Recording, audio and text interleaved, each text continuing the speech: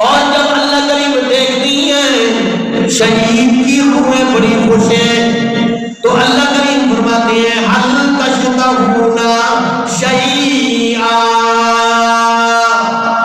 اے شہیدوں کی روحیں، کیا تمہیں اور نعمتوں کی ضرورت ہے؟ کچھ اور مانگو نا، کچھ اور ضرورت ہے کیا؟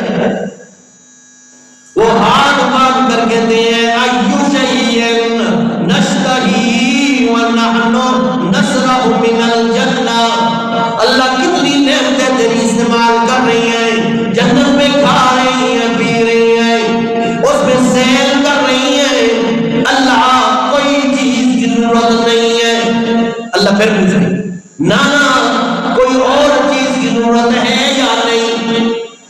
وہ پھر کہتے ہیں اللہ کسی چیز کی ضرورت نہیں، بڑی چیزیں ہیں، بڑی نعمتیں ہیں تیری اللہ۔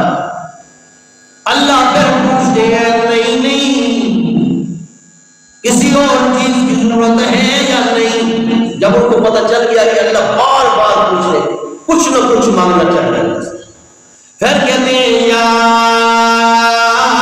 رب نرید ان ترد ارواحنا فی اجسادنا حتی نقتل فی سبیلک مرۃ اخری، اللہ ہماری تمنا ہے ہماری روحوں کو ہمارے جسموں میں واپس بھیج دے تاکہ پھر تیرے راستے میں ہم جہاد کرتے ہوئے شہید ہو جائیں، ہمارے جسم کٹ جائیں تیرے راستے میں۔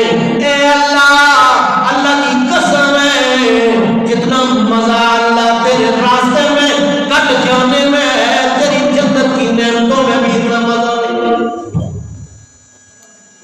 یہ تمنا کرتے ہیں، لیکن اللہ فرماتے ہیں نہیں نہیں، میرا یہ قانون نہیں ہے کہ دنیا سے جانے کے بعد پھر دنیا میں واپس بھیج دیا جائے، یہ رب کا قانون نہیں۔